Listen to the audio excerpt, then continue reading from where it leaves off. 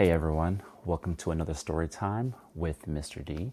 Thank you so much for joining me on this Saturday morning, or wherever you are. Thank you so much for taking time out of your day to watch this video. So today's story is actually inspired by one of my students from middle school. Her name is Natalie, and she's been bugging me about telling a story about her. Unfortunately, the story is not about her, kind of, but you'll see how. So the title of this story is called Learning Soccer from Watching TV.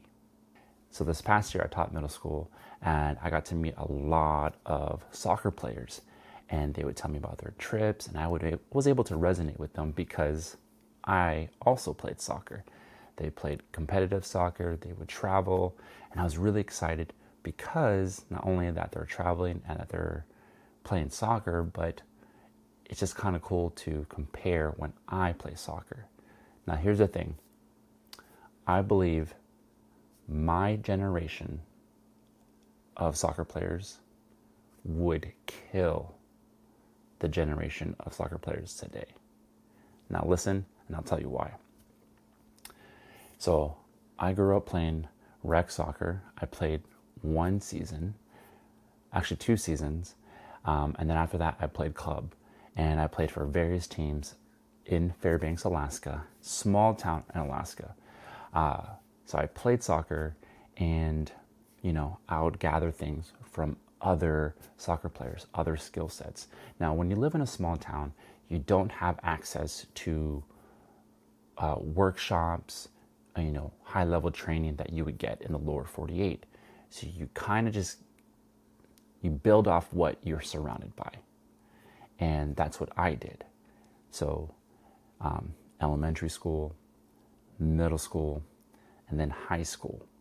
So I was just kind of building off from what I saw from other players, and playing against other teams, especially in Anchorage, where they had a little bit more access to, coaches that have traveled, coaches from the lower 48.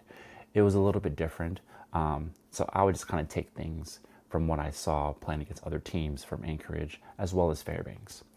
Now, in high school, I remember being terrified. I kid you not, terrified. It was my freshman year. I was the backup goalie, and the goalie was a senior. And I'm watching, and these guys were huge. They had like beards. Their legs were hairy. And I was just watching them play. And my buddies were like elbowing me and they're like, "Hey, Cody's going to get hurt. You better be ready." And I remember he fell down. He was like laying down for a little bit, and they were looking at me, and I was like, my heart was racing. I was like, please, please, please, I don't want to jump in today. I don't want to play. I don't want to play. I was excited, but I was terrified. He got up. He was fine. Now, it wasn't until my sophomore year, okay? So the community of comp soccer in Fairbanks was super, super small, and everyone knew everyone. And there was this girl goalkeeper, and she was super good. I mean, she was so good that she would travel to Anchorage. She actually played for like Anchorage teams, and she would travel out of state and go to all these workshops or whatever, like training sessions with like high level goalkeeping and things like that. And I remember she gave me a tape, a VHS tape, and it was about goalkeeping. So I put this tape in, and I'm watching. My eyes widen, and I was like, I'm going to get so good. So I would watch this tape over and over again. And like recently, I just texted my nephew, and we would train together. And I was like, "Hey man, do you remember this tape that I would watch on how to be a goalie?" Because I was looking all over the internet for it. And he responded, and I totally forgot about the double cobra. And I laughed so hard because I literally learned how to play goalie from this tape. So we would watch the tape. I would force him to watch the tape, and then we would go outside in my yard, and then we would run these drills, and I would literally imitate what I saw on the tape. And I remember playing a game, and this ball, this guy shot the ball, and I remember flying, and I grabbed the ball, and I landed, and I felt like this superstar. And it was just wild. And I remember like smiling inside. Maybe I was smiling on the outside. I don't know. And I also remember sometimes where I didn't have to dive. Like, it was like, all right, James, you didn't have to do that. You're totally fine. You could have just took 2 steps to the side and got that ball. So the reason I tell you this, the reason I talk about how I learned how to play goalie from a tape is because I was able to get into a small private Christian school college and play soccer for them.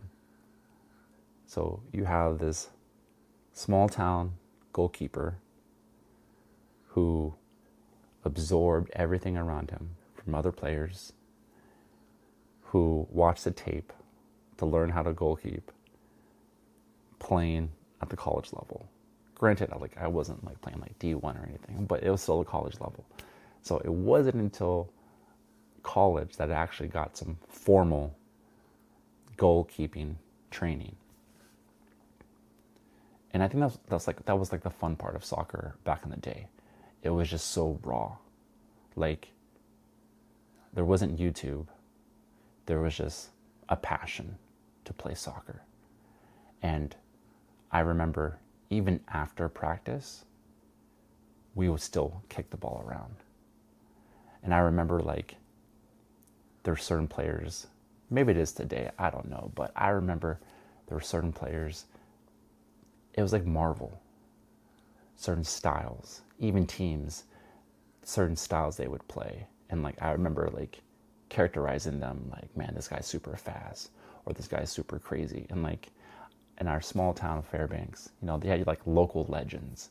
And, there was the Pierce brothers, and they were brothers, obviously, but they were so sick.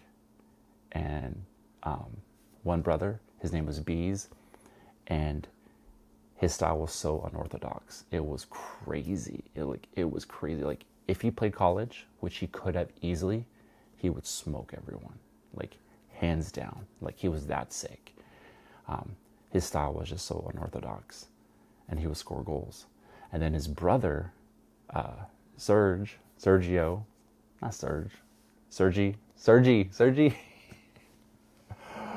people call him Serge. But he was my homie. We played on the same comp team several times, high school team, and he played D, and he always had my back. I remember going out on a 1v1, and I would get beat, and the person thought that they had an easy goal, and Serge would come around and out of nowhere sprinting, his little quick feet, and he had these white boots, quick feet, and then he would just kick the ball out, and he would save me. And I'm like, Sergi, thank you so much. And he's like, you're stupid, stop.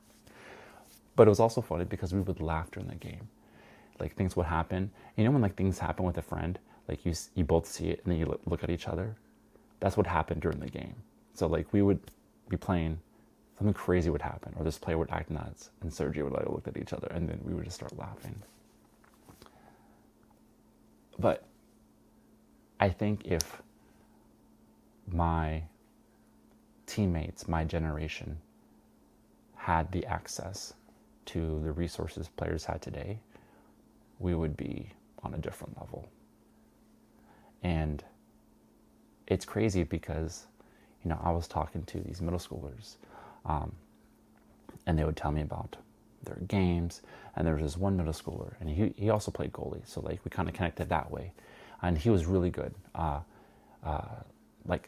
best goalie in the state.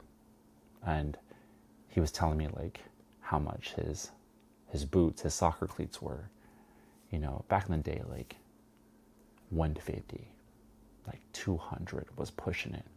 Now it's crazy amounts. And he was telling me the amount of different gloves he has and how many gloves he goes through a season. Shoot, I remember having only one pair of goalie gloves for an entire season. And I would take care of those. ordering from soccer.com and, getting my new gloves on clearance and like sleeping with them, taking care of them. But like I would have a pair of gloves for an entire season. And then sometimes I would go down to like our local store, Beaver Sports in Fairbanks, to see what gear they had. And I would just get whatever gear they had because I was like, you know what? It's not the gear that makes the player. Yeah? So I would get these gloves, whatever they had, and still play goalie. But they wouldn't last that long. So it's just crazy to think how soccer has grown in the state of Alaska. My brother-in-law, I believe he was one of the pioneers, to bring resources and opportunity for a lot of soccer players in Fairbanks. And to see where soccer has grown in the state of Alaska has been really cool to see that, and just to know that there are opportunities for soccer players in Alaska to go beyond and to play some high level soccer. But yeah, it's just, being an athlete is crazy. Being an athlete from a small town is crazy. And in a sense, I almost kind of miss that rawness of that small town and not being influenced by other cultures within the same realm. So I think of it as like breakdancing, b-boying.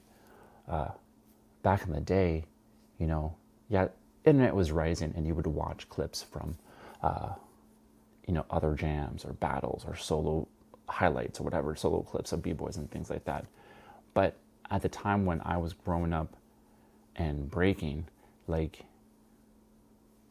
each city or state developed their own style.